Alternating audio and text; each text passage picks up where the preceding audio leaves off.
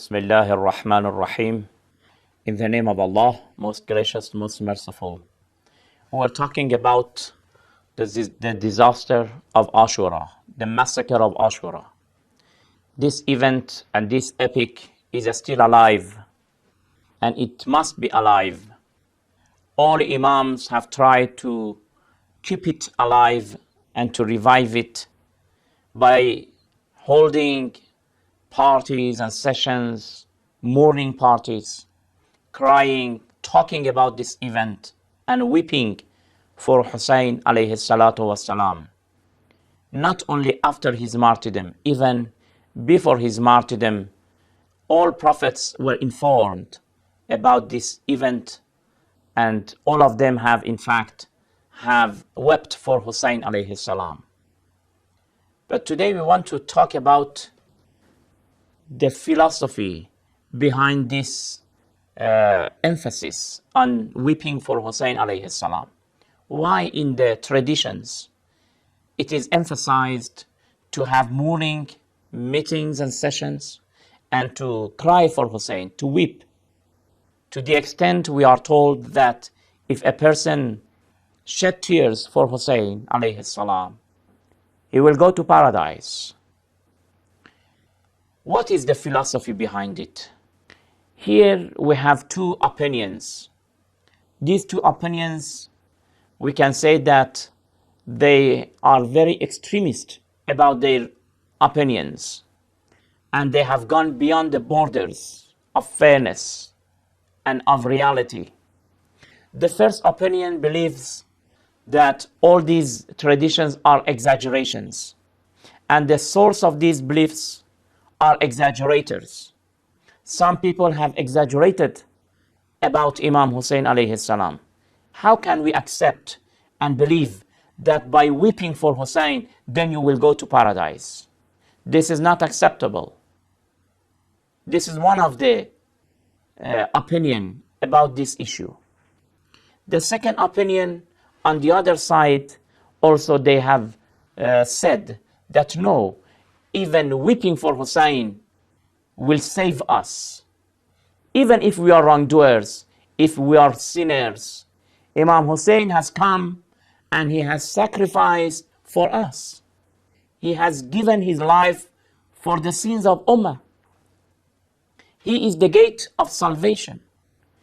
If whatever sins we have done, no matter, no problem. Whatever crimes that we have committed, if we attend a party and weep, then we will go to paradise. This idea also is another extremist opinion about the issue of Imam Hussain alayhi salam. None of these two opinions are accepted by majority of the scholars, by the teachings of Ahlul Bayt alayhim salam. None of them. Both of these two opinions, we believe that they are excessive opinions. They have gone beyond the borders. Neither the first nor the second opinion is accepted. From the Shiite point of view, from Ahlul Bayt alayhim salam point of view, there are a lot of important philosophies behind these mourning parties. Al-Majalis al-Aza. There are a lot of logical philosophies behind it. It is not just merely weeping and then at the same time doing a lot of crimes and to go to paradise. No.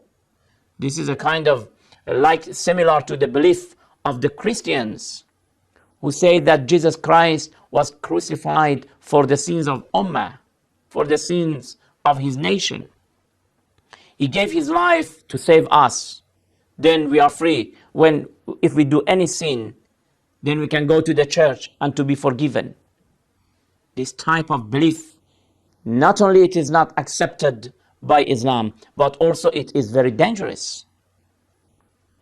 Who says that Hussain alayhi salam gave his life that you and I do whatever we like to do? To commit any crime? To perform any sin? Not at all. And also we mustn't say that weeping for Hussein is not rewardable. It has a big reward. But what is the philosophy behind it? Today we want to talk about the philosophy. There are a lot of philosophies. One, the most important philosophy behind these mourning parties is that by these parties, by these sessions, mourning sessions, Ahlul Bayt alayhim salam have tried to preserve the school of Ahlul Bayt. They have emphasized and insisted on their followers to hold such type of gatherings. Why? To preserve the school of Ahlul Bayt. Because it is in these gatherings that ulamas and scholars educate people, enlighten people, inform people about the message of Karbala, about the philosophy of this uprising. If these gatherings were not there, today we didn't have much of the teachings of Islam. If by the graces of Allah subhanahu wa ta'ala today we are enjoying of these very rich informations and educations and teachings of Islam, is because of these gatherings.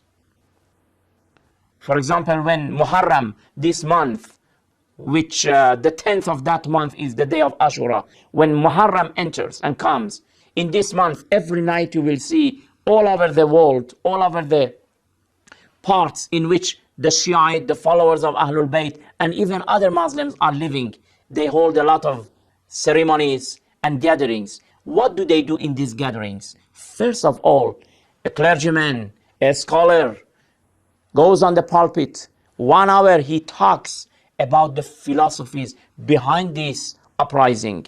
He will educate people. He will talk about Islamic teachings. He will inform people that what you should do and what not to do. He will explain the verses of the Holy Quran, and all other Islamic verdicts can be conveyed to the people, to the youth, through these meetings. So one of the philosophies behind these mourning parties is that we must be well educated by the teachings of Islam. Not only even the event Ashura, no, about everything. About prayer, fasting, Hajj, interpretation of the Holy Quran, moral issues, practical issues, main principles of Islam, monotheism, imamat, and all, I can say, teachings of Islam. So this is one of the philosophies behind it. Of course, there are many more philosophies behind it, not just coming and weeping and then going and doing any sins that we like. This is completely a wrong understanding, and it is a misunderstanding of the philosophy of that disaster. We will continue, inshallah, in other programs. Until then, thank you very much. Wassalamu alaikum wa rahmatullahi wa barakatuh.